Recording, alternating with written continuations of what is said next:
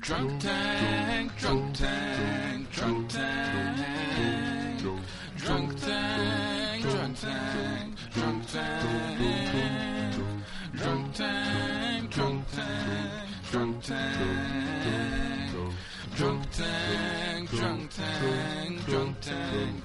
Geoff is a fag. Man, I was about to say something really nice about that. And then now I can't. That was awesome. I was going to talk about how it sounded like that lame Joan Baez shit my parents listened to when I was a kid. But I can't say anything nice now. Sorry, sir. But I thought it was awesome. That was fantastic. I think that should be our permanent theme song. That's one of our best entries ever. Yeah, it's great. And I'm pretty sure that's not a Reliant K song. Who sent that? Who sent that in? Soon-to-be banned user. That was Melman. That was awesome. Yeah, you're right. It was Melman. Melman is now my favorite user. It sounded like it sounded like Drunk Tank as brought to you by the Coen Brothers, because it sounded like a theme song that would be in a Coen Brothers movie. Yeah. And then it ended like a Coen Brothers movie does. So it was perfect. The unexpected twist. You didn't see it coming. There you go. It's like you think it's just this like catchy little tune, and then it's a comment on someone's sexuality, right? Nice. It was a sexual slur. Was that what I heard? Yes. Yeah. Nice. I took it as a compliment. Do you? Nice. Yep. Well, good. I'm glad to hear you weren't offended then at all. I loved it. My favorite. Vote from Burnie on that. Thumbs up. It's the best theme song of the week. There you go. The best theme song of Wednesday. Let's just say theme song of the day of the week. Yes. Nice. Hey, Jack's here again. Hey, what's up, guys? How you doing, Jack? I'm doing well. I'm surprised you came back. Yeah, me too. I'm surprised I was invited back. I didn't realize you were into getting beat up and It's kind of verbally a harassed. fetish thing. He's It's kind of got my going on. thing, I guess. So it's a fetish thing, huh? You like getting yelled at? Yeah, absolutely. That's cool. You're into schmo videos? You know Schmo? what that is? I have no idea what that What is that? You can look it up online later. It's something Bernie and I know about. Is that a link dump or is that NSFW? Yeah, it could be a link up. Sure, why not? It's dudes who like really buff women to come over to their house and basically sit on them, essentially. Yeah. Yeah. Really? And wrestle with them and beat them up. And yell at them. And What call is them wrong weaklings. with this world? Don't judge me. And you know what? There's nothing wrong with this world because a dude who likes that can find someone else who likes that. That's Yep. what's good about the world now. There's a dude that wakes up one morning and says, I want a muscular woman to sit on my face and call me fat. And quite possibly might be you, this dude.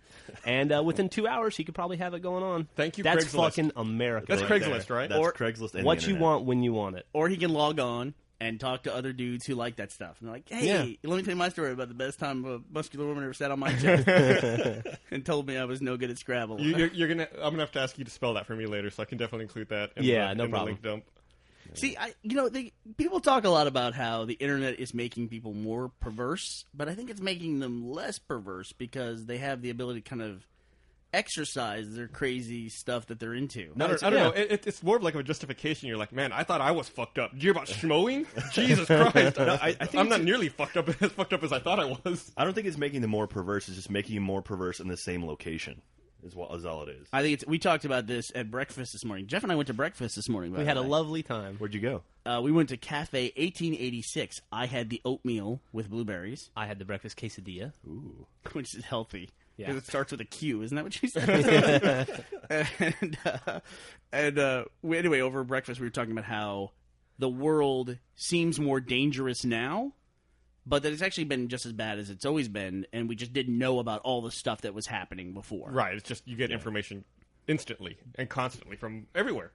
That which, going back to Coen Brothers movies, that's essentially the theme of No Country for Old Men, is that the U.S. or the world has always been a very tough place, and that it's no place for old men. It's just as you get older, you think the world's getting worse, but it's always been bad. You just didn't have any perspective for it. Absolutely. Like, you know what was dangerous? Living in the Old West, worried about getting scalped by Indians. That was dangerous. Yeah. Fucking not letting your 6-year-old play in the front yard is not the same thing. Not quite the same thing. And it's, that thing about not letting your 6-year-old play in the front yard, I mean, that's all in your head. Yeah. All in your head. Gus, you'll like this. Fox News is on in my house a lot for Oh, reasons I don't want to explain. You're right. I do love it.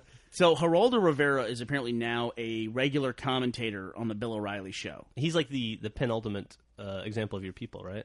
Geraldo Rivera. Like the pinnacle of success that you can Awesome achieve. mustache. I guess him and Edward James Olmos. Anyway, He was on there talking about the girl in Florida who is kidnapped and then was subsequently found in Alabama, I believe. Do you know this story at all? No. Young girl. Was she okay? I like that you looked at Jeff when he said Alabama. No, she was not okay. She was not okay. And it made a lot of press because, of course, it was a young girl. But then the mother was on the news when the daughter was missing, saying, "We won't press any charges. We want to get you help. Just turn our daughter back in, give our daughter back to us." And then when the daughter came up dead, the mother went back on the news and said, "We're going to find you and we're going to kill you." Basically, she did a 180. That's awesome. Go figure.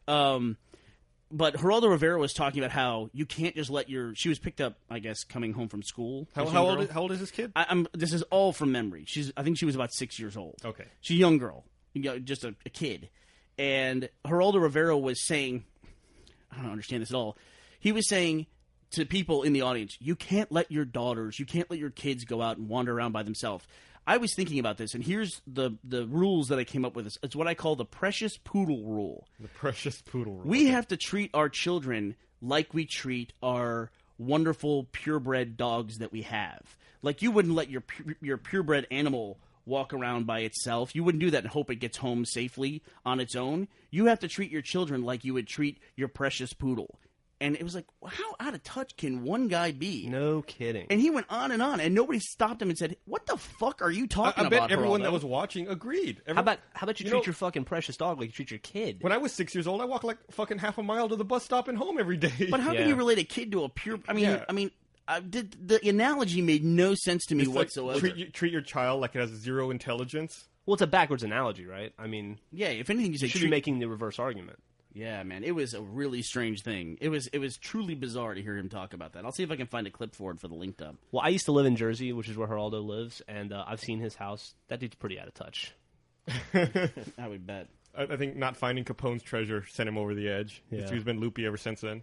Yeah, no, that was Al Capone's vaults, right? Mm-hmm, I remember. Man, that was like Primetime TV special. like one of the first. I guess you could kind of call it almost reality TV in a way, Kind of, yeah. where they had these treasure hunters. And they knew the location of Al Capone's vault, and they were going to open them live on TV. And they had like the whole hour-long special leading up to it, talking about the life of Al Capone and speculating about what was in the vault and all the riches that they were going to find. And it was empty, right? Yeah. There might have been a few moths in there.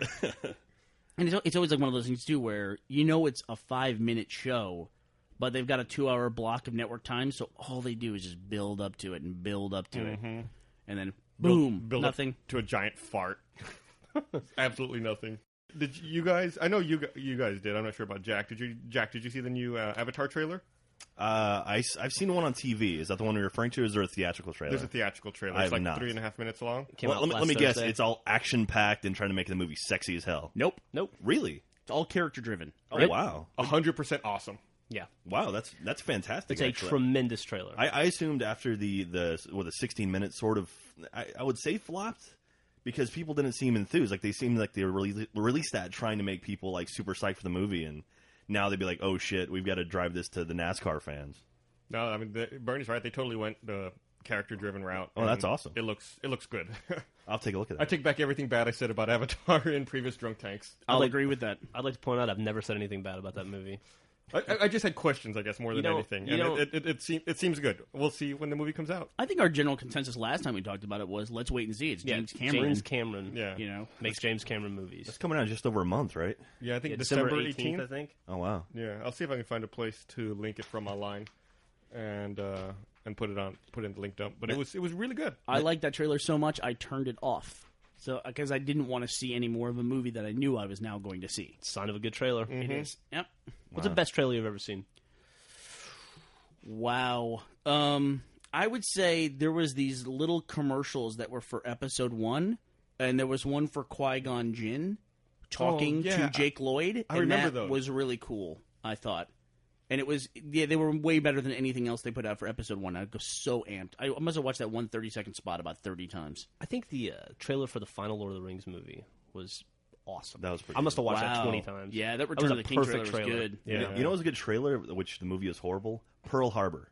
Pearl Harbor had a great trailer, Dude, and that movie was so bad. I don't know if I remember that I think trailer. the best trailer to worst movie probably has to go to Charlie's Angels 2. That was an That- awesome trailer. Dude, you're naming all my favorite trailers. man. That trailer was that incredible. trailer was fantastic. The stuff they do in that trailer is incredible. That's where they like dive after the helicopter, and Yeah. like, all that stuff's over in the first 2 minutes of the movie. And you're like, oh no, They go down the barrel of the tank, and they drive a truck off a bridge, get out. it's off of a dam. off a dam.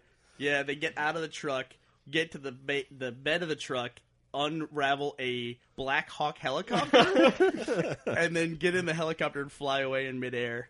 It's awesome. Really awesome. That should have been a 2-minute movie. And, I honestly don't know why more people don't make trailers that aren't directly just edits from the movie. Like, Yeah. why not just do an additional scene? I love doing that in Red vs. Blue, where our trailers are just an episode that's not part of the continuous story. I guess it depends on quality, right? Because Spider-Man did that. The first Spider-Man trailer right. was that crappy trailer where the Spider-Man, bank robbery. the bank robbery, Yeah. where Spider-Man webbed the two dudes between. I think it was That was the Twin Towers. Yeah, Twin and They Towers. pulled it because Yeah. that was they released that about a month before the Twin Towers. and we got were hit. all like, "This is retarded." Yeah, it looked stupid. We did laugh at that one. I remember that. Well, it was the helicopter getting caught in the web. Yeah. It was Yeah. literally like a spider web. It was the giant spider web between the World Trade Center towers. Well, you liked the Prince of Persia trailer that just came out. Didn't Well, you, here's Jeff? my problem.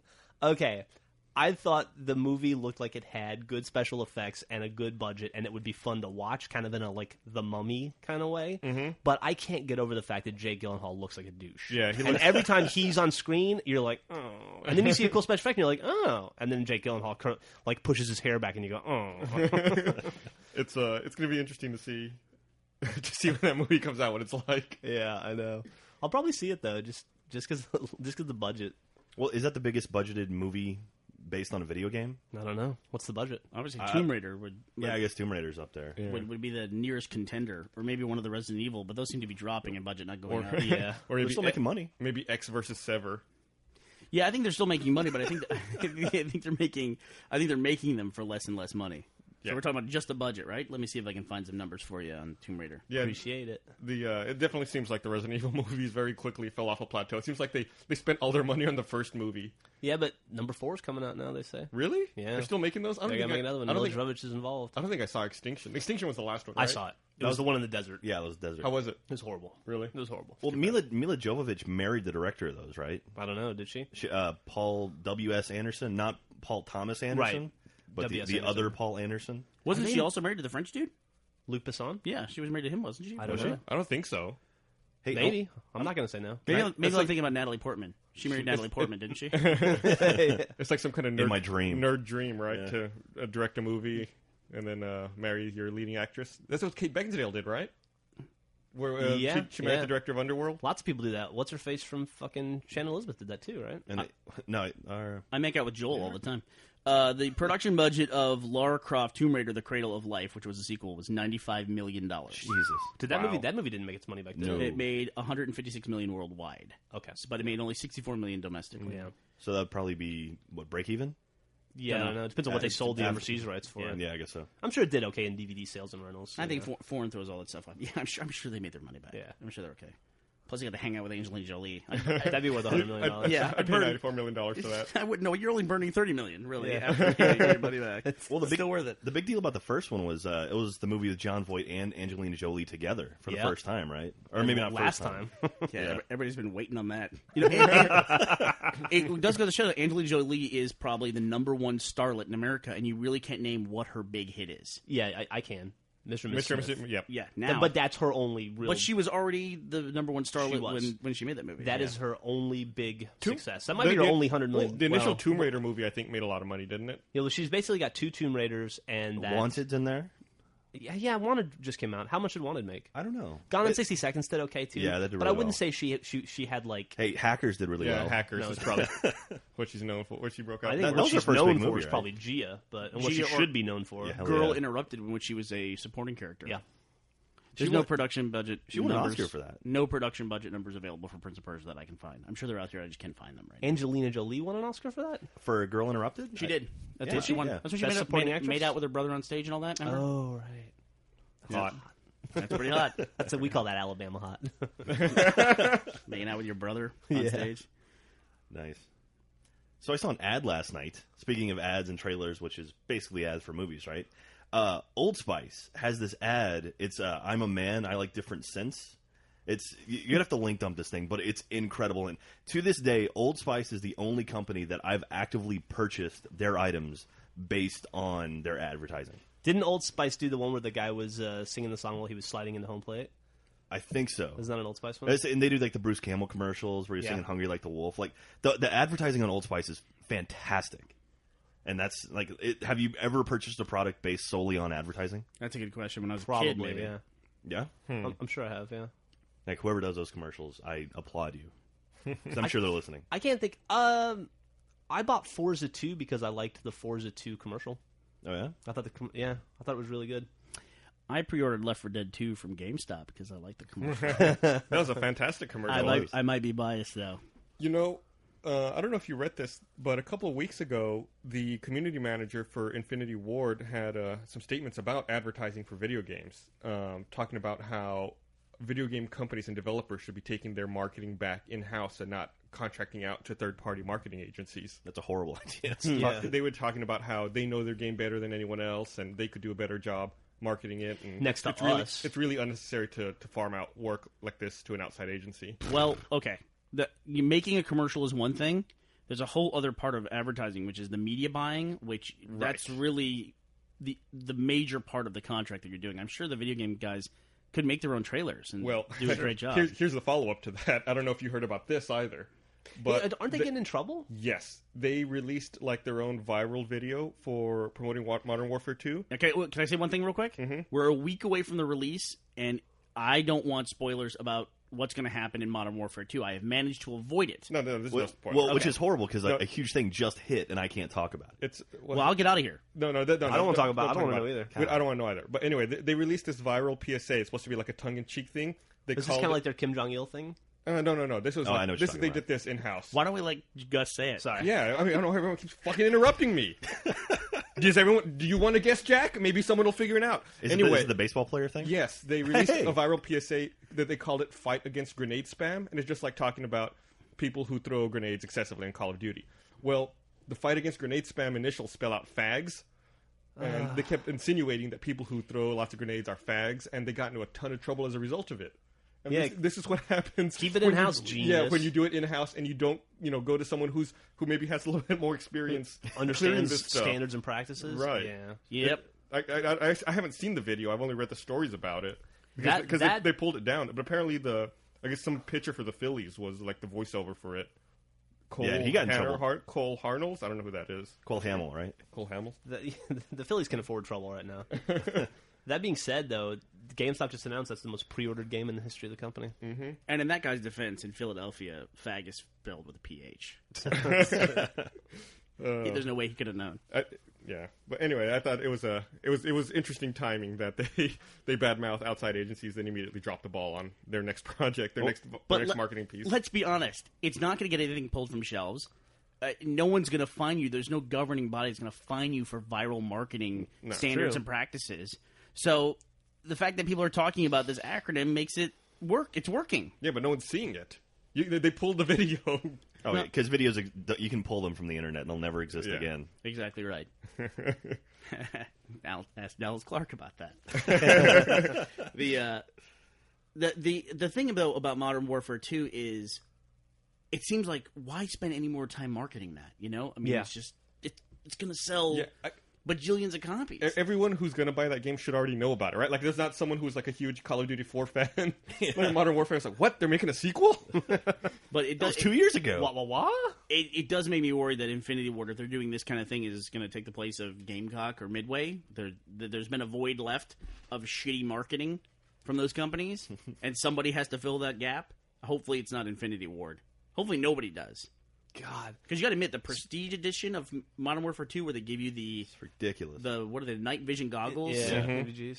Yeah, that's... How has that not been a bigger deal? I figured, Fox News would have been on that, been like, oh, they're teaching kids to run around at night. They're not functioning NVGs, are they? Yeah, they are. They're fully working night vision goggles. Really? They sell toys. They sell kids' toys now that are night vision goggles. Why did I They're pseudo. Why did I just pre-order the normal version then? God damn it!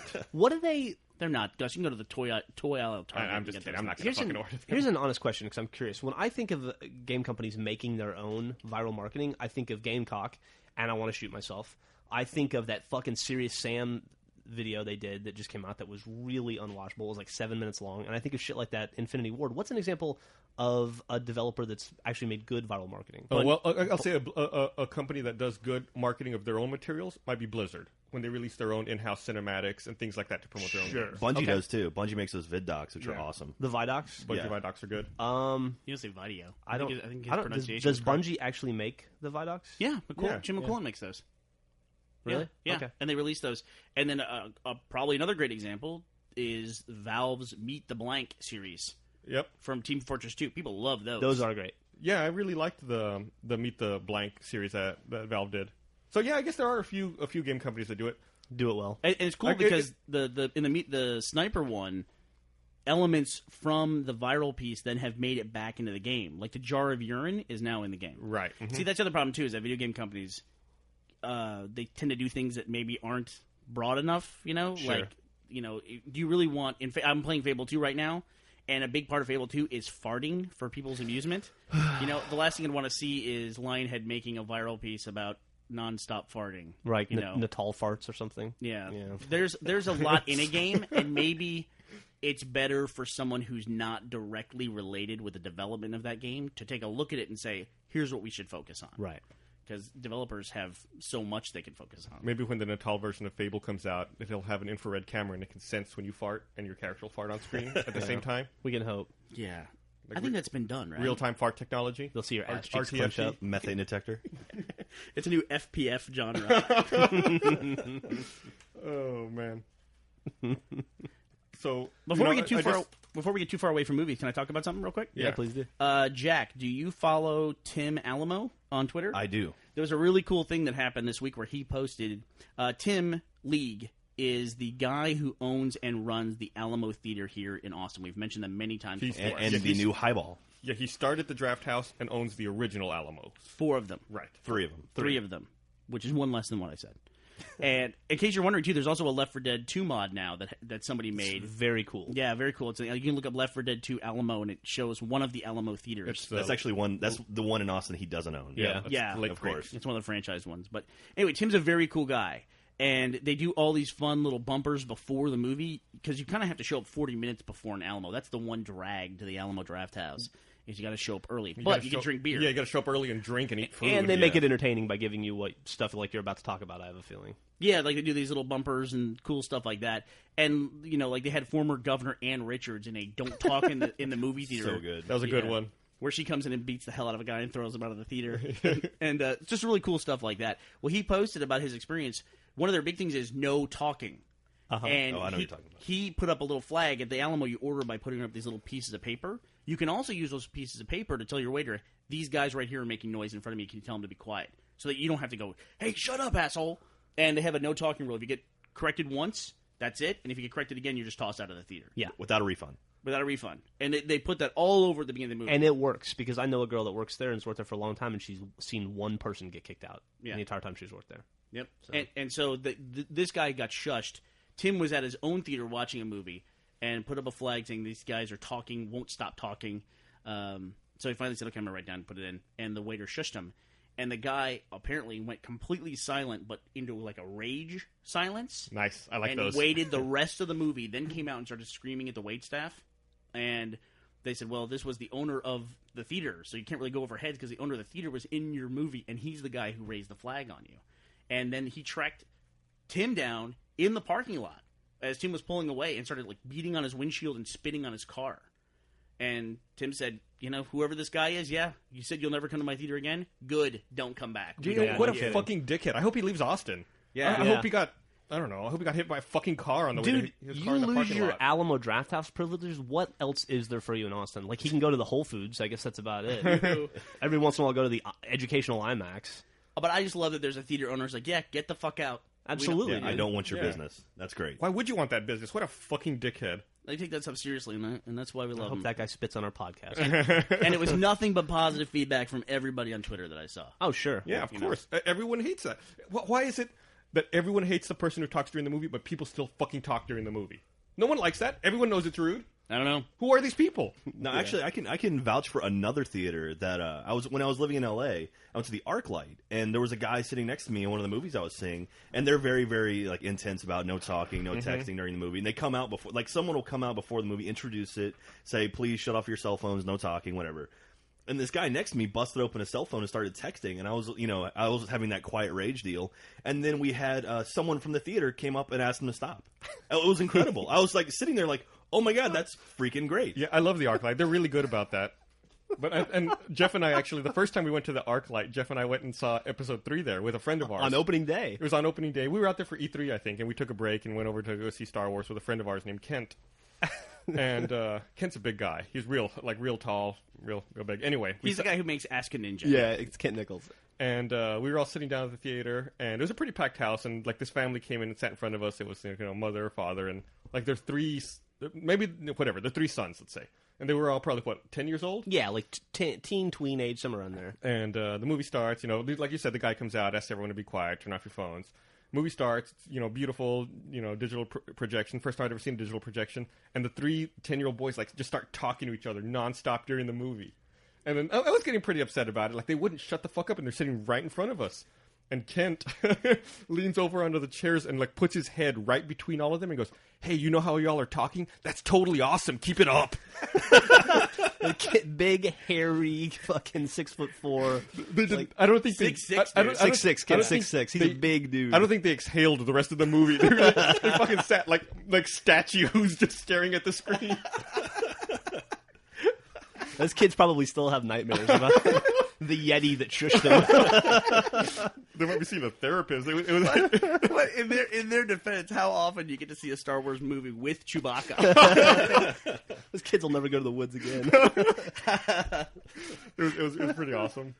But I gotta say I really appreciate that. There was somebody who posted from another podcast. He posted about going to a press screening, and they opened it to the public to get more reactions, and how all the press walked out because they could not watch a free movie with the general public. That they were just people were walking in and out of the theater, walking up and down the aisles, yelling at the screen, and that's funny. The guy talked about the phenomenon of the "say what I see" guy who sat next to him, and everything he saw on screen, he just said, "Oh, there's a boat."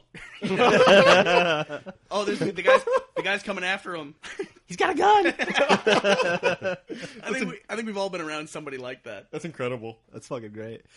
Every time we hang out with Kent, or we have in the past, we haven't hung out with him in a while, something interesting happens. Do you remember when we all went out to that steak dinner in L.A.? Oh, he wanted to take us to some old school steak restaurant that was supposed to be like a Rat Pack kind of steak restaurant, and we get about a block from it, and there's helicopters. Well, we couldn't park. And there's police lines. We couldn't park because the street was closed for some reason. There was a fucking drive-by shooting in the parking lot of this restaurant, and we had to go around the cops to get in. It was crazy. We had to walk under the crime scene tape, and they're like, "Who are you?" Like, "We're just gonna eat." They're like, "Okay, go ahead." Oh yeah, why not? I was like, "Okay." God, I forgot about that. Man, that was. I have no idea where that was in LA. That's before I really. I remember where it was in the fucking ghetto. Yeah, it was a Crenshaw. It was before I had my vague handle on LA geography. We were almost late to a network meeting this last trip out to L.A. Because of a high-speed chase. Oh, really? Yeah, we got stuck behind a quote-unquote high-speed, on the freeway when they all go slow, and they just won't pull the guy over because he's not being dangerous. But we were backed up for miles on the freeway following this chase. And we were close enough to see the cop cars blocking us off. Really? We were probably 20 or 30 cars back in line. That's wow. crazy. And saw the wall of police cars. So it was cool, but really inconvenient. Yeah, and sucky. It's like part of the real LA experience, though. Yeah, if you're not familiar, that happens all the time in LA. I never got to experience that. That was that in an earthquake. I never got to be in an earthquake, and I'm honestly kind of disappointed I wasn't in an earthquake. Yeah, high-speed chase is like a sport in LA. Well, they cover it now nationwide. I've seen every now and then, if you're watching daytime news or one of the 24-hour channels, they'll throw on the live feed. Oh, there's a chase in LA. Only the good ones, though. The ones that come up from the farm league. We've had a lot of high-speed chases in Austin recently. Have you noticed that, Gus? Yeah, there's been 2 that ended right at our neighborhood. Yeah, in the past couple months. Somebody hit a homeless guy in a wheelchair. I saw that dude 15 minutes before he got killed. That was fucking horrible. Why didn't you tell him? I should have warned him. That wasn't his normal corner either. Normally he's up on airport. I don't know what he was doing down. And you were late. You had to go to your U-Haul storage facility and get in your box. So you couldn't stop to boredom.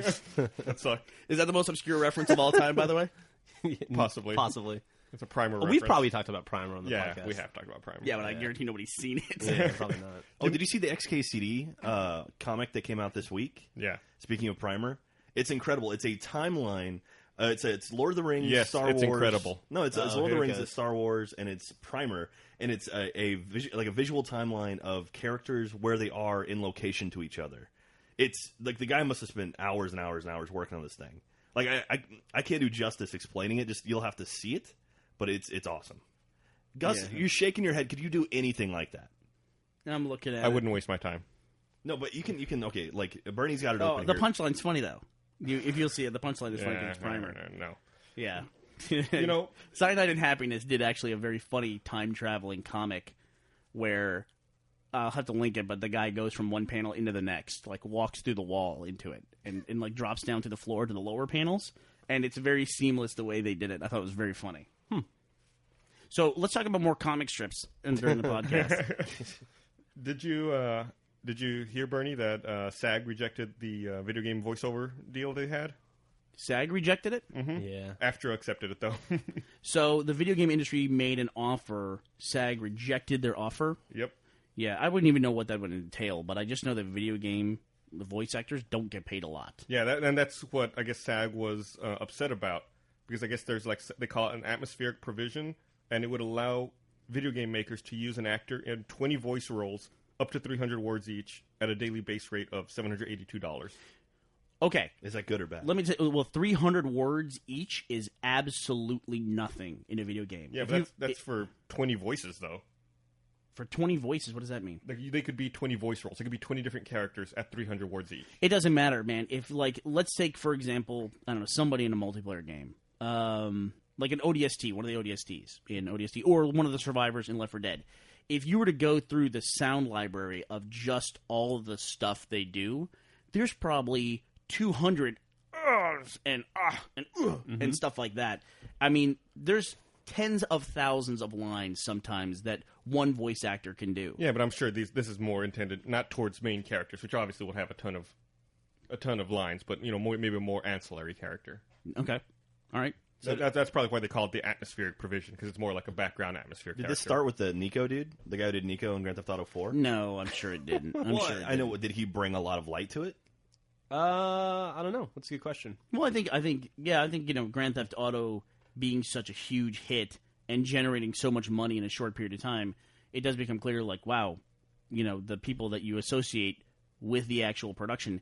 But you got to say, I mean, Tom Cruise gets paid $20 million because you put Tom Cruise on a poster, people will go see the movie. Right. And Tom Hanks.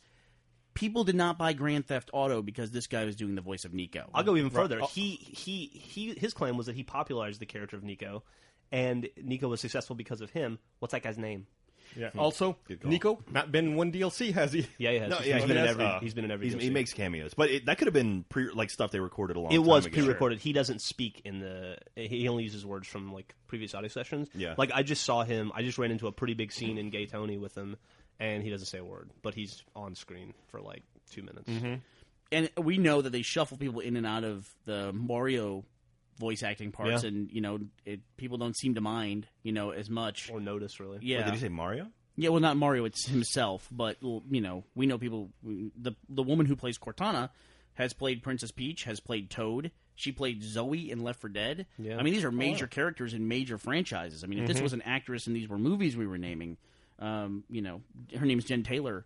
She'd be one of the richest actresses in America. I don't think she's Princess Peach anymore, though. Right. She was. That's what I'm Princess saying. Peach They for a move while. people in and out Yeah. of those characters in the Mario and Well, the guy who don't seem to plays notice. Mario is one of the few voice actors who gets recognized as, Yeah. oh, you're the voice of Mario. I see him at like E3 and PAX. Yeah. I think he was at PAX. He did a GameStop manager's appearance one year too, and I think it's like he always has a rep around him for what he can say in the Mario voice and what he can't. Sure. I think.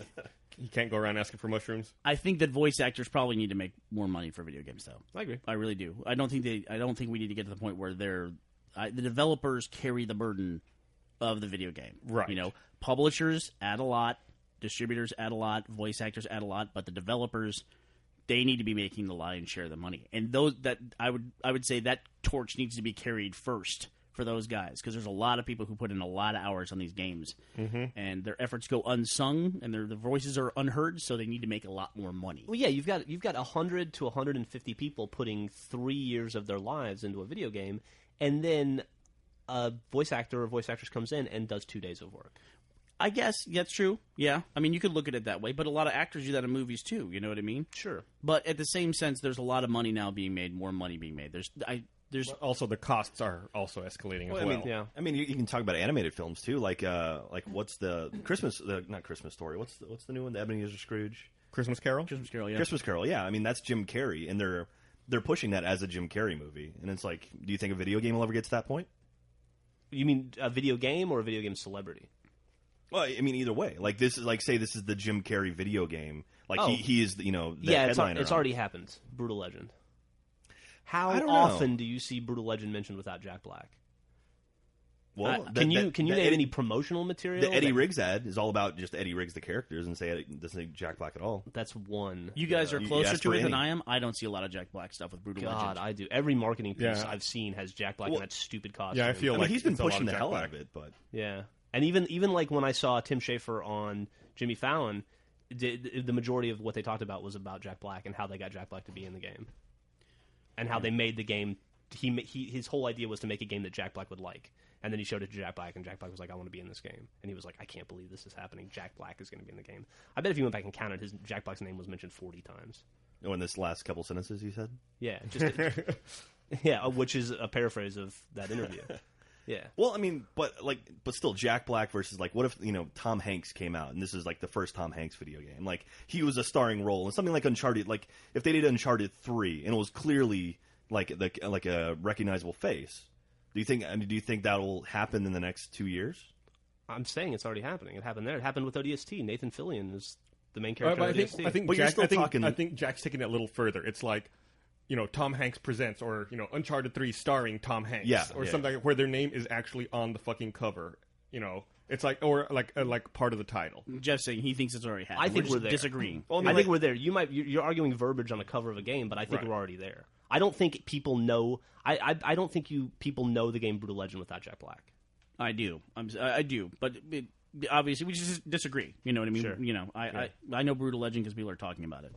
But I get the point. I mean, thinking now, like arguing against myself, they had Stranglehold, which was John Woo presents Stranglehold. Sure. Oh yeah. Mm-hmm. That game didn't do too hot, but still, I guess 50 Cent presents Blood on the Sand. That's true. well, who's the dude who makes Metal Gear Solid that everybody goes gaga for? Hideo Kojima. Kojima. Yeah, and the dude at Nintendo, Miyamoto. Miyamoto. I don't know. Miyamoto is his brother. I've always felt that way about the video game industry.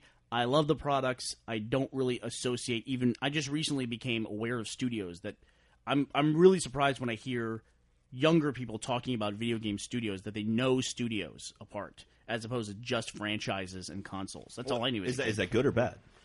I think it's good. I think, if people are really into it, it shows that they are researching it, or at least there's a sophistication on the part of the consumer where they can tell things apart.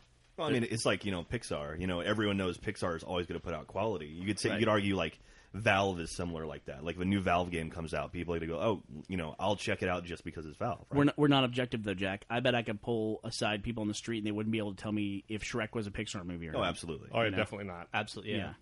Yeah, it's probably a good comparison. It's people being able to tell movie studios apart. All right, let me ask you this because we've been exposed to different things. Would you rather? What do you think would be harder? Working on a television show just week to week, working on a movie in the last 2 months before the movie comes out, or working on a video game in the last 3 months before the video game comes out? Harder? Video Probably game. the video game. Video game crunch time is mortifying to watch sometimes. Yeah. What goes on in that industry where people are just around the clock, just slamming it and working nonstop. And sometimes we show up often during that process because, we come along to do And they love seeing us. to do machinima stuff or, to do, working on an ad campaign or something like that. And it's always yikes. It's just a lot of dark circles under eyes and vacant stares and Cots in people's cubicles. yeah, exactly. So it's crazy. So I have to agree with you guys. I would probably least like to work on a video game during crunch It time. looks like a refugee camp, typically.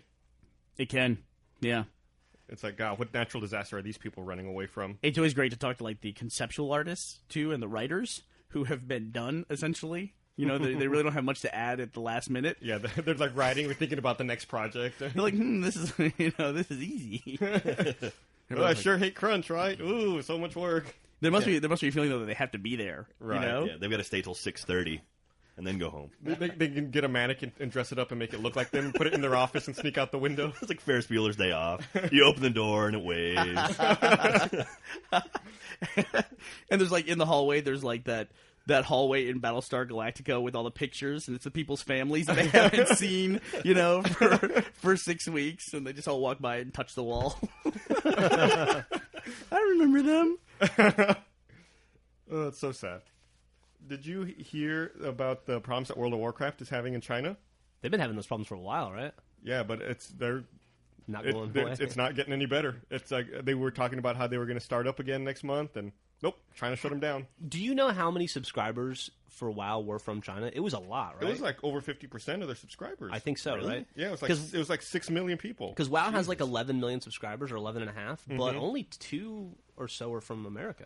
Really? It's higher than that. I think it's like 3 or 4 million, but still, it's a small percentage of their overall population. Wow, that's a stat I had no idea about. Yeah. And I guess the Chinese government is really, hardlining them, and they may not start back up. They may be gone forever. I don't know what you're talking about actually. China shut down World of Warcraft? Right, because Blizzard doesn't run World of Warcraft in China. They have to outsource it to a Chinese company to run it.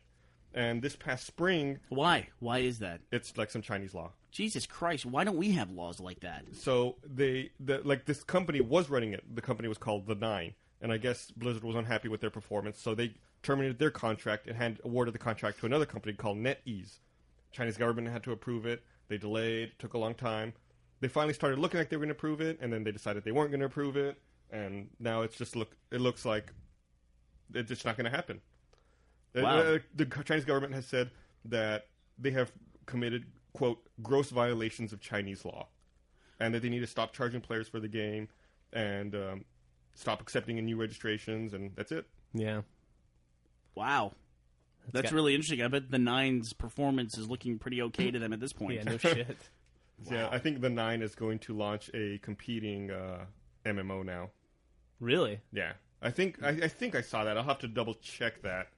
I don't know that for certain, but I'm pretty sure that's true. I bet it's going to be exactly the same with like 10% different assets. You think so? Yeah. I would bet. As it stands, World of Warcraft is already modified for the Chinese government to be playable in China. Like all the skeletons, like the undead, for example, undead cannot have bones showing. So like all the undead characters have to have, like, how sometimes like they had bones showing like on their elbows and in parts of their arms? Sure. In the Chinese version, it's all covered with skin. Interesting. And there's a bunch of weird little differences like that in the game. Well, there were before the game got shut down. Anyway. So are we talking about World of Warcraft now? Yeah.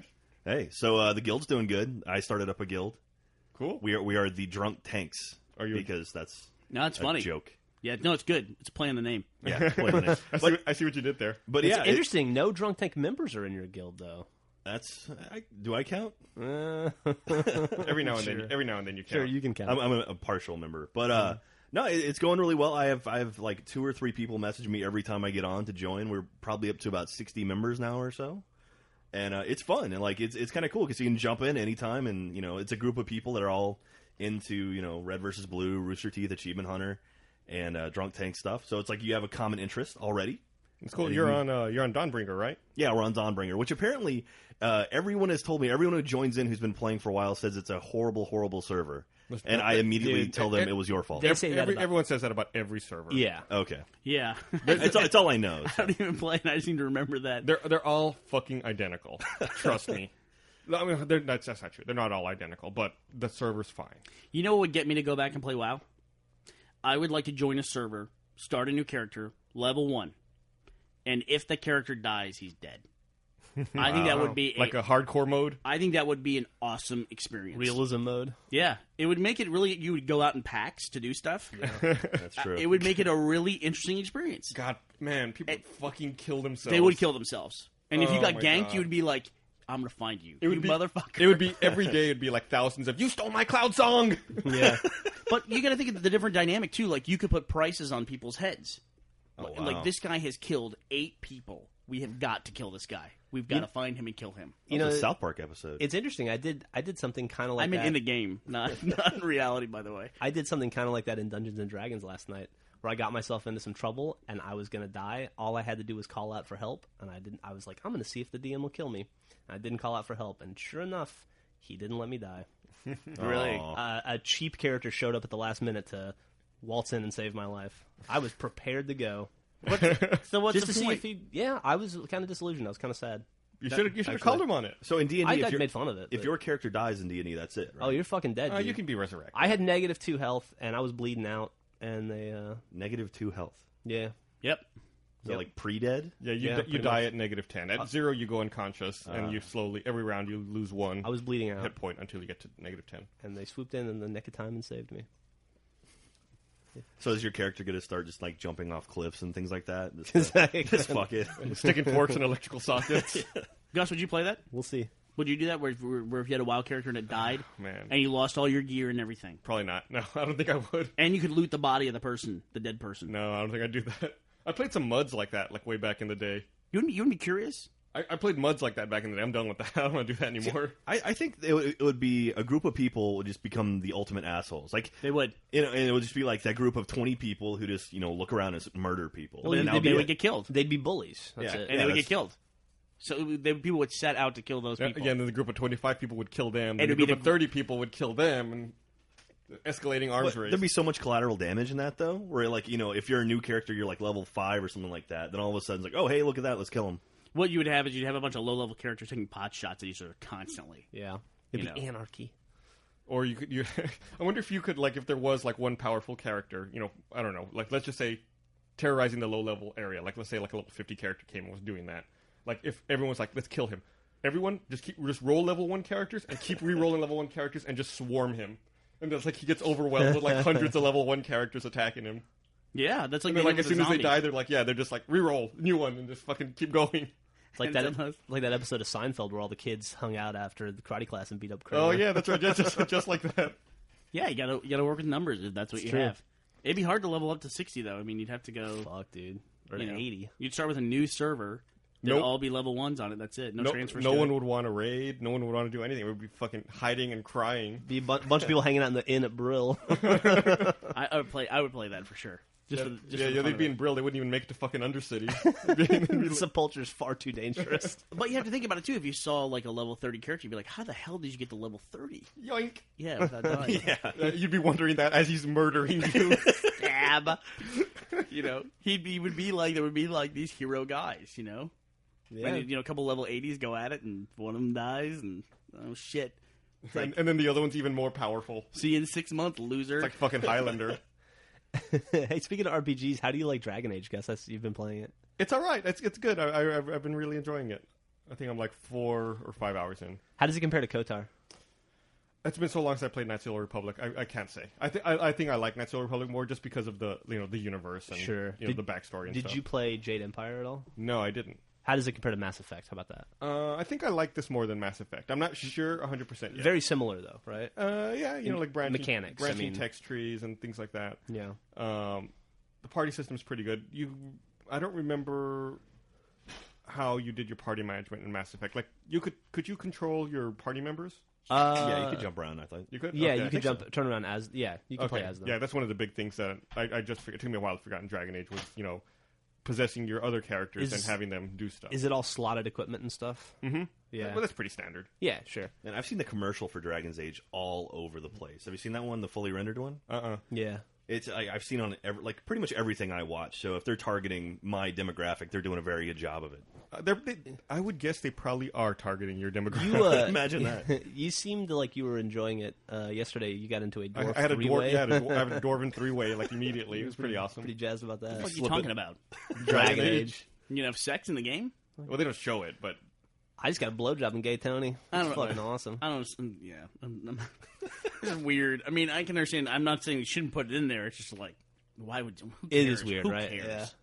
That's in Fable 2. I've been playing Fable 2 lately. Yeah, And Fable 2's. They have there's a lot of sex. Like you can have unprotected sex or protected sex. Man, Fable 2 is a fun game, but those fucking achievements are chintzy, dude. Hey, there's something weird about Fable 2 that I want to talk to you about. What's that? I wish I had a demonstration here, but I'll show it to you later. I am playing Fable 2 not off the disc, but off the downloaded version, where you download episode 1. Mm-hmm. You should go to Marketplace, okay? How many episodes of that are there? 5. There are 5. You are correct. Go to Marketplace on the 360, or go to Marketplace on Xbox.com. See if you can download episodes 2 through 5. Really? The answer is you cannot. You can only download episode number 1, and it's about a 2 gig download. Because that's the only one that's out so far? Nope. Do you have The to way it beat works, one? it prompts you in the game to download it, 2, when you get to the end of 1 or when you get your first achievement, because 1 is free, and 2 is the paid version, so that's when you start unlocking achievements. So when you get your first achievement, it just automatically says, hey, you should pay for this. It says, yes, you got an achievement. If you unlock the game, you'll get it. So what would be your reaction to that? I would unlock the game. So you hit X to unlock the game to get it? Yeah. 4 gig download. What? So in the middle of playing, then you're sitting there waiting for a 4 gig download. So you get an achievement or get far enough into the story that they're like, hey, you should play more eventually. A 4 gig download. fuck So that. so when you see the 4 gig download, what would be your reaction? I'm going to start the download and then go do something else. Mine was to quit, and I'm just going to keep playing, and I'll re-get that achievement. So it was so easy anyway. Sure. Or maybe I'll test to see if it unlocks it later when I do get the content. You cannot prompt the game to download the content. The only way that you can get the episode 2 file is to get to an event in the game that has you do it. Now, you know how I play. I have other Xboxes in my house. I have Xboxes at work. I tried to load my episode 2 character on a new download of episode 1. I couldn't load it. It said, it's not valid. You need to get episode 2. And there's no way to get it. I had to start a new character, get to a point where I could get an achievement. So you could download 2 and then play with your 2 characters. I showed this to Gus. I looked everywhere. I don't know enough about Fable 2, but this seems wrong to me. It seems like this is impossible. This can't be right. This is fucking horrible. I am Mr. Paying Customer. I'm ready to buy the next episode, and I cannot find the menu to download episode 2. And I gotta say, Marketplace, I don't know if it's the way they designed it or what, but now a game like Fable has 32 items in its list, in its little folder in Marketplace. Yeah. And you gotta scroll through stuff, and you see, oh, here's episode 2. Oh, wait, no, that's episode 2 of the video library. Okay, let me go to this. Oh, here's episode 2. Oh, no, wait, that's episode 2 of the trailer for the DLC. So it's like, it's so confusing. Yeah.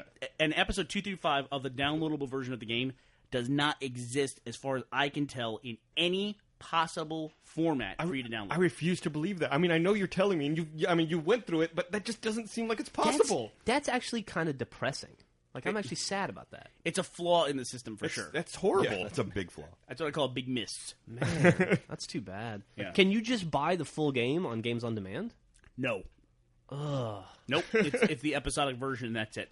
Otherwise, I would have just done that. Yeah, of course. Yeah, and download it. I mean, I don't want to interrupt the game for 4 gig downloads. So how do you, like, at what point, you've been playing Fable 2 a lot. I've noticed you've got about 330 achievement points in it. A great game, by the way. Yeah, it is a great game. It's a fun game. It's a fun game. It's a fun game to play with somebody else.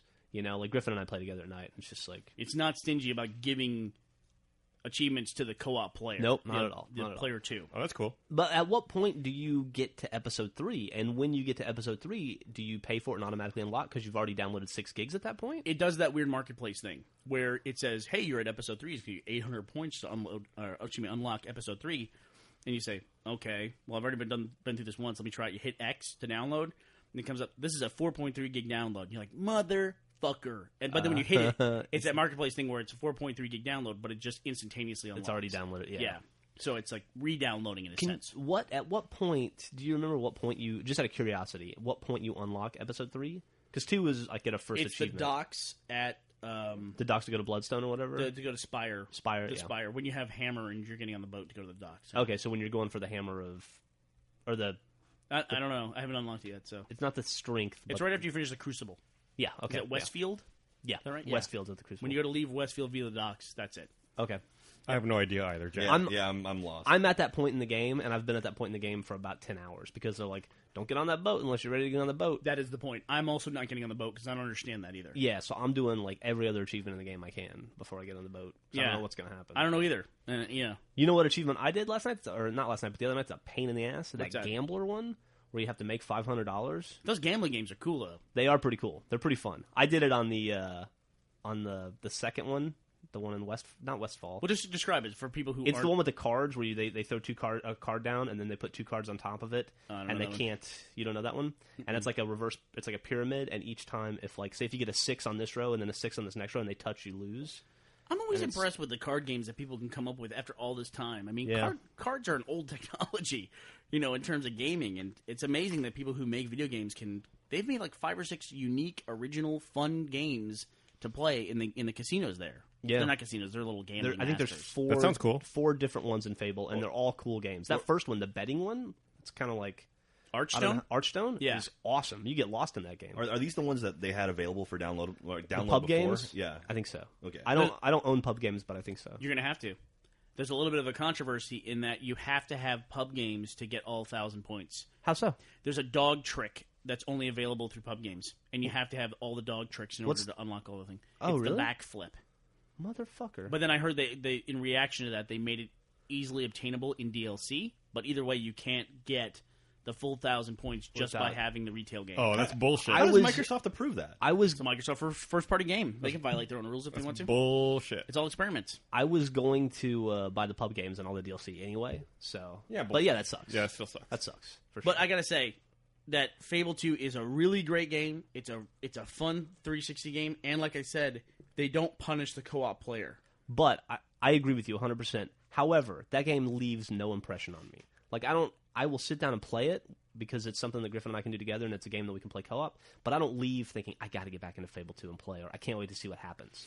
It's a lot of collecting and a lot of grinding stuff. It is. And they present it in a fun way, but they're just like, I'm not like engrossed in that story in any way at all. Yeah, in co-op, you don't want to watch somebody work their job as a blacksmith for an hour. Did you do the level 5 blacksmith or whatever? I have. That took fucking ever.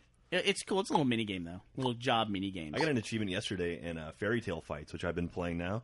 There's an achievement for staying in basically the menu world for 15 minutes.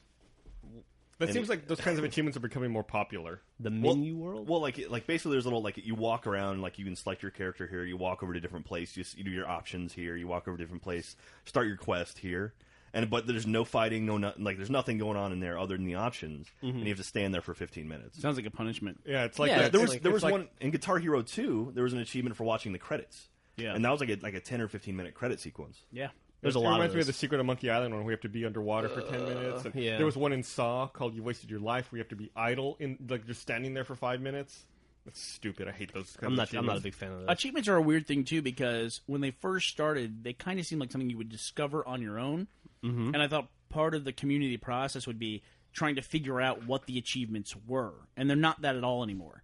Now they're released with all the other information before a game comes out.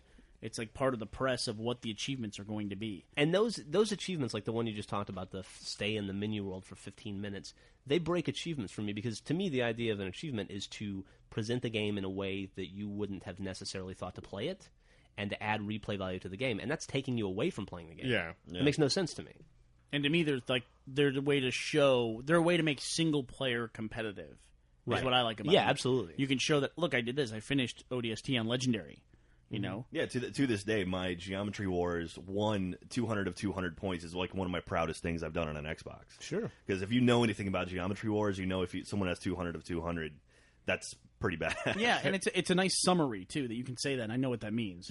Speaking of Xbox arcade games, Jack, you mentioned this the other day, but apparently this weekend you can get Xbox 360 super cheap, right? Yeah. Actually, I just made a post on Achievement Hunter. Walmart's doing a deal on Saturday. You can buy an Xbox arcade unit for $200, and it comes with a $100 gift card. Wow. So essentially you're buying an arcade for $100. A Walmart gift card or an online gift card? I don't know. You can use that gift card to buy a memory card because you're going to need one.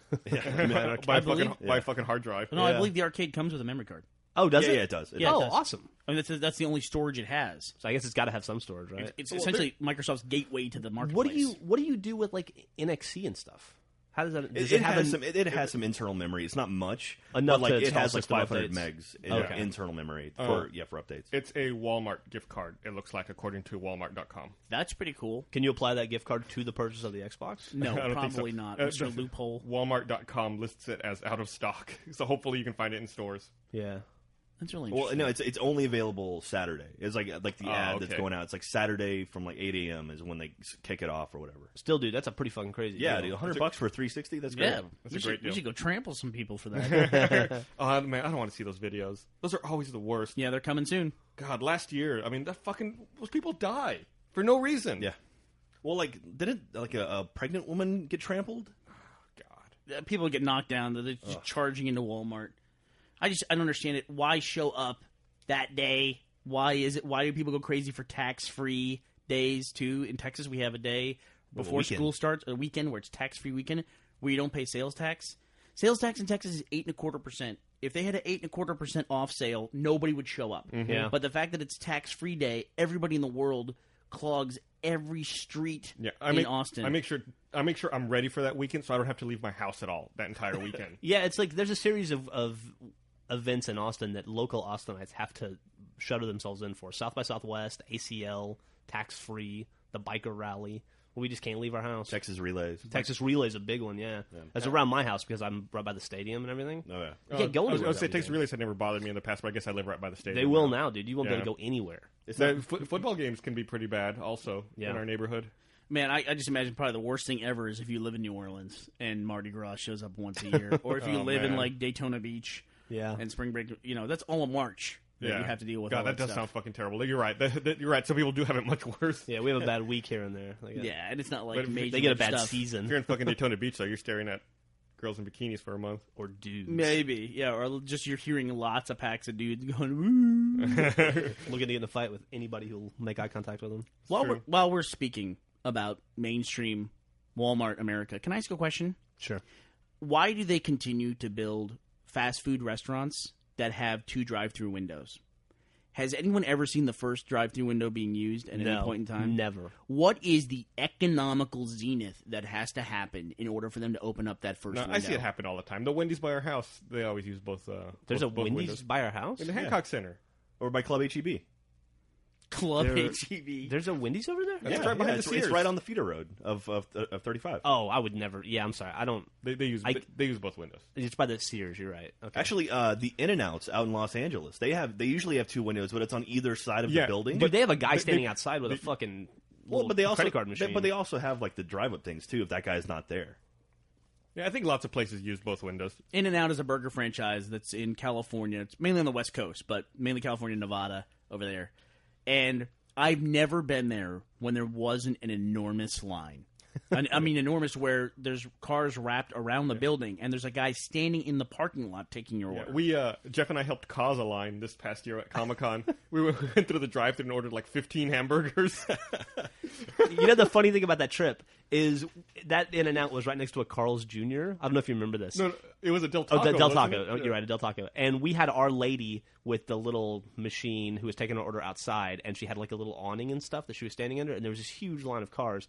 And then we went forward about a few feet, and we saw the Del Taco, and there was the dude at Del Taco outside with the punching machine under his awning was fucking just like dead. It was deader than Totally dead. He The was Del just- Taco could have been closed. He looked like the most bored dude in the planet, and his job is to stand there and watch In-N-Out be successful. And it sounds like, well, that guy just gets to hang out and sit in the shade while the other guy's working his ass off. If you've ever worked a job like that, you know it's always better to be busier than it is to be slow. Especially it's slow, and he has to stand in a parking lot, with inhaling car exhaust all day. It's just, man, when you're time sitting, stops. Yeah, time does stop when you're watching the clock, and it's just like, oh my god. yeah. I used to work at a grocery store. It was the same deal. If there was no lines, it would just be boring as hell. But when it was busy, burn right through. It's like when we worked tech support. It's like, yeah, you complained when there was a long queue and constantly on the phone, but at least your shift was over fast. It was over real fast. You weren't just sitting there like just staring at the wall. We have been very fortunate, and thank you to all of our fans for this, in that when we go to conventions, we stay very busy. There's always people to talk to. We don't often sit at the booth waiting for someone to come up and say hello. When I worked at the tech support company, I would go do convention sales, and there would be 8 hours where you'd just be standing in a booth, and you might see in the convention hall 6 people. That's so sad. That's rough. It was hard, dude. Yeah. It was. I mean, you just be like, you have a lot of philosophical debate with yourself over what you're doing with your life when you're just standing there. Well, I saw some of those at PAX. Those booths that God knows how much they paid for those booths, and there's they have like a poster and then someone behind a table with a book. And it's like, Yep. oh man. Gus and I went to Austin GDC a while back. When was that? It was in September. Yeah. And that's all Austin GDC was it was a bunch of those like prefabbed booths that you would see like at the internet conference with people in like button-up blue jean shirts with an embroidered logo of some game company, just standing there looking like they'd rather be doing anything else in the world. Or like, please, someone come talk to Please, us. I want to talk to you about our engine or our microtransaction processor. We can process credit card payments on the iPhone. Let me show you.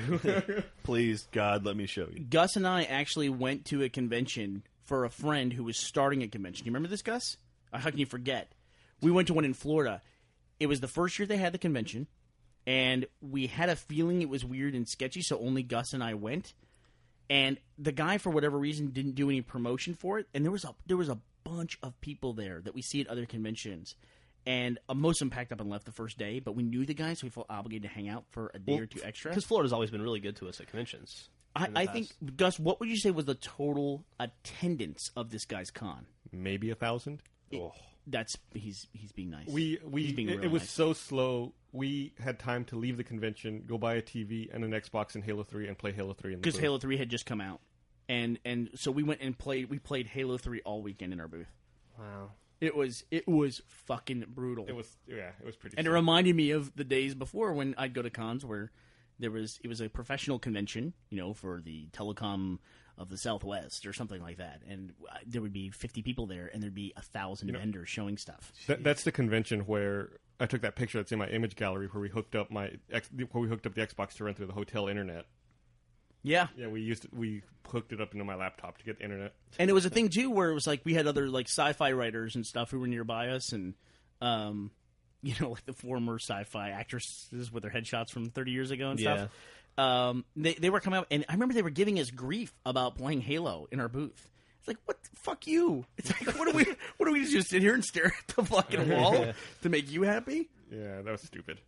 And the guy, man, every time that convention organizer would come around, everyone was like, "Get the fuck away!" Yeah, it was pretty rough. I hate to even think about how much money that guy lost. Yeah, That's really sad. Really sucks.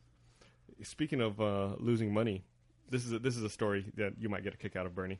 I don't know if you heard this, but I guess that there's this Dutch hacker who has started hacking people's jailbroken iPhones in the Netherlands, and he hacks their phone, then locks them out of their phone, and sends them a text message saying, "Your iPhone's been hacked because it's really insecure. Please visit this URL to secure your iPhone." And you have to send him €5, and then he sends you instructions on how to get your phone back. That's digital extortion. I love it. It's funny. It's like, please pay me for protection, and I'll secure your phone. Yep. And you can't take it to the Apple Store because it's a hacked iPhone. Right. That's funny. Yeah, Nothing you can do about it because it's fucking jailbroken and insecure. Reap what you sow. That's pretty aggressive for a Dutch dude, I gotta say. Yeah. So it's I thought that was really fucking funny. And yeah, you're totally locked out of your phone. And I think he also says, like, I can see everything on your phone right now. Nice. Wow. You said this is in the Netherlands? Yeah. Because I guess when you jailbreak it, by default, it enables you to SSH into your phone. And most people don't know that. And most people don't know enough to change the root password on your SSH tunnel.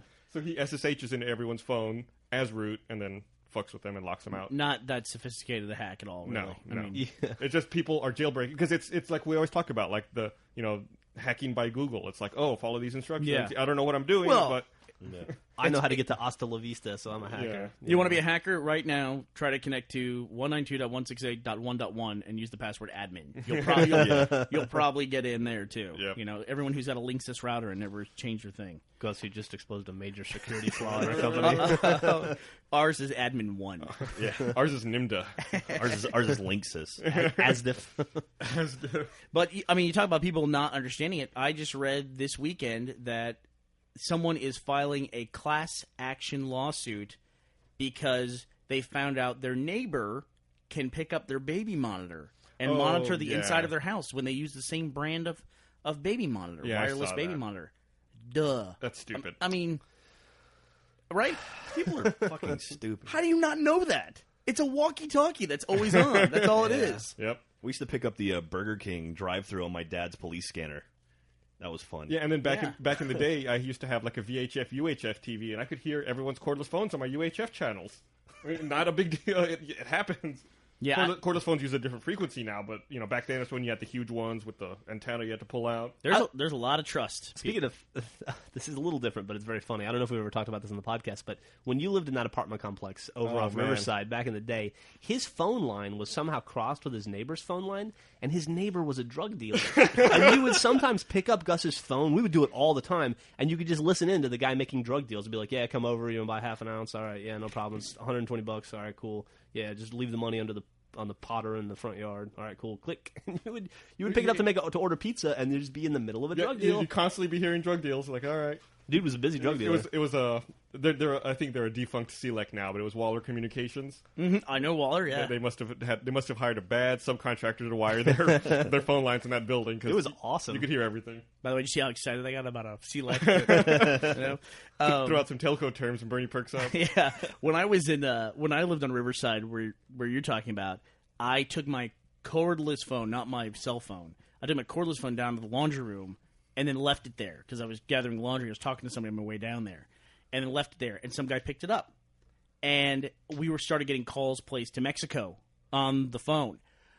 But it became this adventure of we'd look at the base station, and when the light would turn on, we knew the guy was somewhere within about 300 feet. And we'd pick up and yell at him, and then we'd run out and try to find him. We'd make this spiral around the apartment complex, and we never found the dude. That's funny. Oh, my God. God, that's fucking funny. So I can relate to that story in a way. What would you have done if you found him? I would have you would have gotten stabbed. You'd have gotten shot. He would have bought his phone back for $25. I'll tell you exactly what I would have done. I would have done something, I don't know what, and then I would have made myself seem cooler later when I told it to other people. That's exactly what I would have done. Oh, man. Like I learned Spanish on the way down on the stairs and yelled at the guy and got my phone back, and he apologized to me, as opposed to me going, "There he is! Hey, don't do that. Get him." Excuse me, sir. I think our eventual strategy was the battery ran out of juice. Oh. Like eventually that he couldn't charge it, and he couldn't charge it. So maybe we could put a note up on our door saying we'll charge you X amount of dollars just to charge the phone. Hey, so has anyone else seen these new Ultra HD specs that are getting finalized? No, you were talking about them this morning already. Yeah, so apparently, I guess they want to have everything standardized so they can start having Ultra HD out by 2017. Ultra HD. We made a joke about that on our season 4 DVD. Well, it's reality. You could what's the watch resolution? There's going to be 2 resolution levels. Oh, God damn it. Well, it's just like 720 and 1080. That's true. Why 2 though? Why? Why do we need 2 resolutions? There's the Walmart one. And They're going to roll it out in one. phases. The lower resolution is going to come out in 2017, and the higher resolution in 2022. Anyway, the resolutions are 4K for the low end, 8K for the high end. Oh, fuck. Jesus. Wait. And it comes with a 22.2 multi-channel 3-dimensional sound. What? 22? Multi-dimensional. Does it really go to other dimensions? No, multi-channel 3-dimensional. Multi-channel 3-dimensional. 22.2. So that's 2 subs and 22 speakers. Yes. Jesus I have no Christ. idea what you do with that many speakers. Even with that many subs. What do you need? I mean, what do you need more than 5 for? 8K resolution is 7680 by 4320. There's a little graphic here. I'll show you guys. I'll have to link dump it. That shows, like, this blue here is the big resolution, and that purple right there is what the red can shoot in. Oh my God! I can show a diagram. Now, when you got to think about this in terms of like square footage instead of linear. So when you say like 1K to 2K is about 4 times the size that 1K is. 1K is typically 1080 resolution. It's right around there, but that's usually what's referred to as 1K. 2K is typically what they show in a movie theater, in a cinema. And now we're just now getting our red shoots in 4K, and they're just now getting projectors that can project in 4K in the movie theater. Yeah. I don't know that you can tell the difference in a movie theater between 2K and 4K. I can't. 4K is 4520 by 2540. 8K is going to put every single broadcaster out of job. You cannot. It'd be like looking at someone from an inch away while they talk to you. Yeah, it's going to be disgusting. It's going to be gross. It's going to make for some great porn. Yeah, it's going to kill porn. Well, I think by that point we'll have said about high def, though. Artificial announcers anyway. Yeah, maybe. People aren't going to want to look at other people. We're just going to want to look at computer animated versions of people, or cartoons or something. Well, just like Japan. Yeah. Or they'll be photorealistic, but they'll be flawless. We'll have the pod racer announcers from episode 1. Greg Proops is going to do all the news. I'd rather have the 2 cranky old men from the Muppet Show in the balcony. I really wouldn't be surprised if you had within the next 5-6 years if you had like a Katie Couric where it's her reading the news, but it's all done with like facial real-time mocap, and it's on a model of Katie Couric that like looks fucking perfect. Max I Headroom. was going to take it a step further and say, yeah, that's what I had in mind also. But it's going to be hopefully so that you can select the model you're looking at. Yeah, I guess there's some kind of feedback where like that information is stored, as metadata. Do you really think that's And going to then happen? you can select you can reskin the news to however you want. Do you honestly think that's going to happen? Yeah, why wouldn't it? We're going to get our news from CGI characters. I could see that. I could definitely see entertainment. I could see replacing actors with people, with the CG people. Absolutely. News would be much easier. Well, but news. I mean, why not just read it? If it's going to get to that point, I mean, if you're not getting it from a human, like Why not read it now? No. We talked about Walter Cronkite. The whole thing about news is you have to trust the person delivering you the news to you. And why would you trust an animated character? I agree with Jack. I don't think they'll tell you. You're assuming it's going to be an animated character. I'm saying it'll just look like a flawless human being. Mm-hmm. Which would Like be an animated character. But you won't. He's saying you might not know it's animated. You wouldn't know. Yeah. But, I mean, it's not like... Do you think they could sneak that on the air? I think about 10 years. Yeah, I think they could sneak that on the air, and I think it'd be real time. Like I think they could have a camera in the back room on Katie Couric in her pajamas with a couple dots on her face. They probably won't even need that. And she'll be reading the news with real emotion, and it'll be translated to this perfect model. Is it worth all the effort to go to that as opposed to just filming someone? You can fire makeup people. You can fire, your set designer because it's all, I mean, you can take your studios on enough lighting. You don't need the studio. Well, I mean, see, that's more likely to me. I would see a green screen studio before replacing a person. Well, we already have that. It's baby steps. Yeah, especially then if it's a lot easier to take that 3D person and stick them in a 3D presentation, like a hologram. You don't have to have a real studio. You have a fake person anyway. It'll be like the progression from regular content, like scripted content, to reality TV to fucking animated reality TV. Why do you swear when you say it? Like, because I swear about everything. Like, someday we'll have Big Brother with like Elvis and Hitler and Gandhi. There was a show on Comedy Central about that, right? Is there? It's some cartoon show. About, Drawn Together or whatever. Yeah. No, it's different. If I have a little Katie Couric on my countertop while making breakfast, walking around. By the way, I don't have a Katie Couric fetish. She's an example that I came up with, and I'm sticking with it. And she's walking around on my countertop delivering me the news while I'm making, space eggs or whatever I'm doing. I mean, what difference? I mean, she can't be in a real studio. You know what I mean? Like, they're gonna have to be in a mocap studio anyway. It's like, why not? For this 8K resolution. You're not going to want to look at Katie Couric in 8K. So you're especially like, in 10 years. I mean, she's cute, but she's not going to hold up. She's America's sweetheart. So it's like the Katie Couric Cortana, basically. Like It'll be like how Michael Yeah. Steele walks out on the Republican website. I think that's the best ever. I will say this. I think the spec is total bullshit because how can you spec out a 2D flat display for 2017? We're not going to have those. We're not Right. going to be interested in those anymore. We'll see. Got to spec it out anyway. You're going to have 3D on your desktop with your computer probably in the next 5-6 years. Ugh, I hope not. It'll happen, and when it happens, it's going to happen fast. It'll happen fast. I hope I can get gonna happen really eye fast. surgery to implant the 3D glasses directly into my corneas. It's gonna be like Minority Report with the multiple screens and stuff. We're getting close to that now with Natal. We're getting close to a lot of stuff in Minority Report. Yeah, Natal. That's Well, I mean, like you're talking about like running an Xbox just using your hands. That's what Minority Report is basically. We'll see. Yeah, We'll see when it's out. Hey, That's true. That talking about Xbox, it reminds me that Halo Waypoint's coming out soon. We should probably talk about that. Yeah, let's talk about it.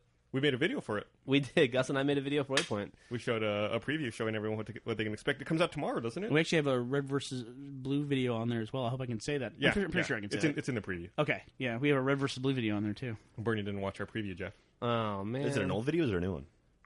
The one that was on there was DIY. So that's old. That's where you guys started Griffball. Yeah, but yeah. Waypoint's actually pretty fucking cool. No, we made another Waypoint video, PSA specifically for Waypoint. Yes, we did. Yeah, is that on there? That's not I on didn't there see yet. it. Okay, I probably just fucked up That's by why saying that's that. why I didn't talk about it. I don't. We should have told me it was okay to talk about it. Nobody would have expected that we would make a video for Halo Waypoint. Yeah, that's true. Damn it, we tipped our hand. Oops. Yeah, that Waypoint thing's pretty cool. I am a level 38 Halo player. Out of 40 levels. Out of 40. Oh god, I don't want to see what mine is. By the way, that says to me more than anything else, system might need a little tweaking. You are not a level 38 anything. Yes, I am. Well, it's all based on achievements, right? Yeah. Yeah, so Yeah. that would make sense for you. I need about 160 achievements to Don't- get up to 40. Don't worry, Bernie. I'm sure you'll be a level 40. I'm sure you'll be a higher level than Jeff. No, so I mean, You that's will be assuming- because you have more points in ODST than I do. You'll be up there. I bet you're already level 40. I mean, it's not just Halo. We actually read a story recently how few people finish single-player campaigns. It was crazy. very low. I think, what was it, the God, I wish I had that in front of me. Was it Call of Duty 4 had the highest rate of people finishing the campaign, and it was 45%. Yeah, people who buy the game and play it. And It was Fable 2 was actually the highest. It was around 45%, but Call of Duty 4 was right behind it. I'm looking at the list right here. Oh, I okay, saw a cool. stat recently that said less than 1% of all users who play Halo 3 have all the achievements. I'm not surprised by that. 1,000 of 1,000. It's hard to do. Yeah, but still, that's pretty awesome. Hell, I don't have all the achievements in Halo 3 now. I've only got 1575. Well, I think this was the original 1,000. Oh, okay. yeah, Oh, wait, I take it back. I was looking at the wrong chart here. I was looking at percent gamer score completion. Percent completing campaign, Call of Duty 4 is the highest, and it's just over 70%.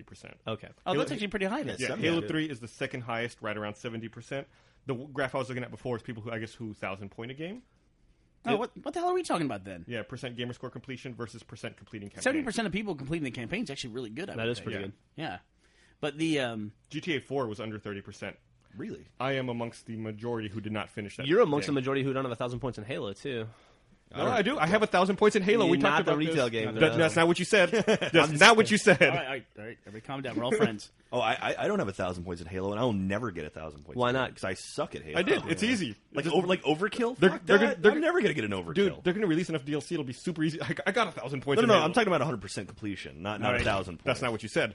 God damn All it. right, take it easy. Listen, we People- started the podcast as friends. Let's end the podcast. Gus as is just friends. like, People saying stuff that they don't mean. I can tell him he wants to get mad. Yeah, he does. He's looking to get anxious mad. He's like, this is the point of the podcast where I realize I haven't been angry yet. Well, we're See, gonna. he got amped up a couple Should I- times. I have should to invent a reason to be mad now. Should I aggro Gus? No, it's like it is. him It's like off. it's like a drug. You can only go, it's higher and higher levels to sustain his need. Don't be a hater just because I hate. Don't hate the hater. Hate the game. Don't hate the hate. We got anything else we need to talk about this week before we wrap up? I don't know. I feel like we've been talking for a lot. There's a lot going on right now. Yeah, Oh, so by this time next week, Modern Warfare 2 will be out. That's Fuck gonna be yeah, big. dude. I'm excited. I got Lego Rock Band. Oh, yeah, I got Lego Rock Band, too. I thought it's really. What's the cool. song list like that on? What's the song list like? Just cool. Just I don't know. It's just little songs that they're all over the place. Like there's Blur song 2. Jackson 5's on there. Yeah, You Give Love a Bad Name by Bon Jovi. there you go. He's probably better to say it. I think there's a David Bowie song in there. Let's Dance is on Let's there. Dance. Yeah. I mean, Oh, it's David really Bowie's in the game, right? It's really eclectic. Dude, Ghostbusters, the Ray Parker Jr. song is in there. really? My daughter played it 3 times last night. That's awesome. Yeah. I'm gonna It pick- was I a mean, good I'm- choice. I'm gonna pick that game up. I saw that there's the option to extract those songs into your regular Rock Band or Rock Band 2 game, which is cool to me. Yeah. Of all the Rock Band games, that would be the one that I would want to buy the guitar. Like I would want to buy a Lego guitar, and they didn't do that, right? They fucked up though. They fucked up 2 ways on this Lego Rock Band release. One is what you're talking about. They didn't make instruments, and they should make kid-size instruments Yeah, first of all yeah. for it. And then they have this mode, which is the whole reason I bought it, which is very easy mode. From Same here. from what I can tell, very easy mode is just easy mode with less stringent scoring. I don't think you can fail very easy. That's not what I'm looking for. I'm looking for very easy. I'm looking for you use just red or just red and yellow. That's it, and you're just timing the strums. Right, it's teaching you to strum. Yeah, just teaching the kids the beat. Without I want a very easy mode, not easy but more ability to fail because I want the kids to be able to keep up with it. Yeah, no, it sucks because my 4-year-old wants to play that game desperately because it's Lego and it's very cool. But it's still the guitar is way too big for her, and she can't handle 3 buttons and strumming. Well, you can buy a third-party smaller guitar, right? Like those exist. Yeah. I don't know, But it seems like they recognize the need. They're making an effort to fill the need for people who have kids, parents who have kids that they want to play the music game to get into music, right? That's Right. what you're going for. Yeah. That's what I'm going for, too. And it seems like they recognize that. They put out a product to fill that need, and they didn't do it. Nope. I'd be interested. It hasn't really been on my radar, but yesterday Band Hero came out, which is like the competitor to Lego Rock Band. Yeah. We should see if they have that kind of stuff in there. Yeah. I mean, doesn't it seem kind of stupid? Does it seem dumb to you that Lego Rock Band has an expert mode? Yes. That seems dumb. It seems not really necessarily, because people. I mean, there's going to be completionists out there who are going to buy every Rock Band game. I guess so. But but good for them. I mean, they're buying the Lego buying a Rock kids Band. game. Yeah.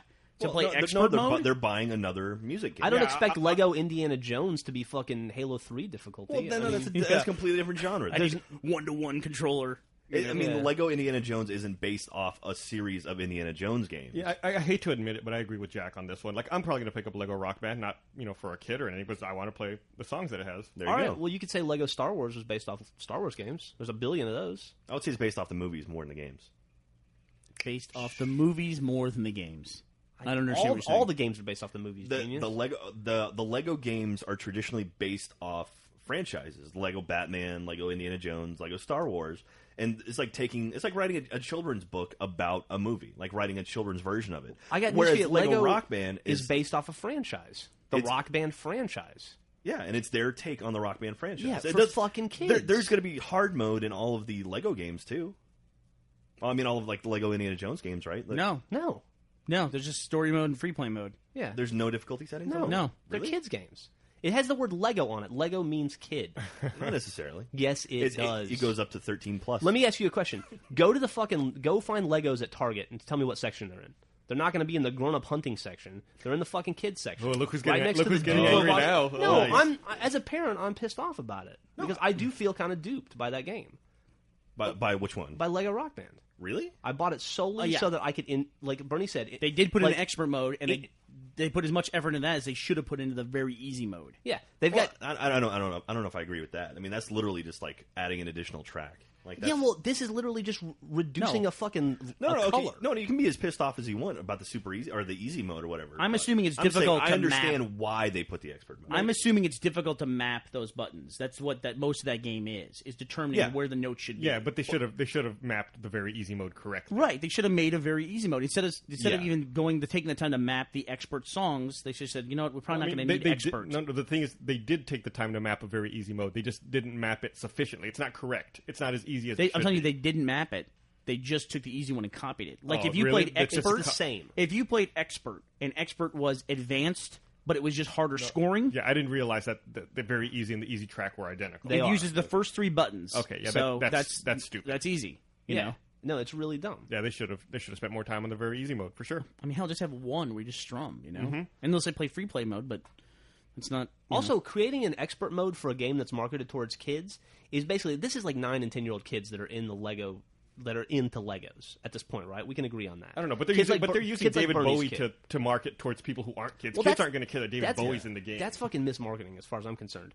But no, I think it's okay. It's like kids' version of it. That's fine. But I mean, also, if you're going to have an expert mode, make it be an expert mode that a kid could do. If you like a kid that plays and gets better and better at Rock Band at 8 years old, make an expert mode that's attainable for an 8-year-old. But then there's going to be that kid who could play expert level, like legit expert level. Like you've seen these YouTube kids that do that stuff. Kid, sure, but that kid should play fucking Rock Band. You can work up to it. But every kid wants very easy. Is what we're saying. I think we're all on the same page here. I don't know why we're arguing. Yeah. It's like booting up Cloudy with a Chance of Meatballs, and there's a legendary mode in that. It's, it just doesn't make sense.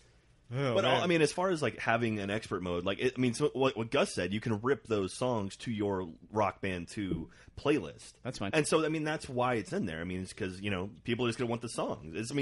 Basically, Lego Rock Band is a new music pack, but that also is a game. Yes, they actually told me that in the store. Yeah, I agree with you. I just think don't put in the expert mode. If you're going to have the very easy mode in, put some time in it. Yeah, no, Yeah, I think we all agree, and I don't know why we're all in arguing. agreement. No, what I'm saying is I think I agree more.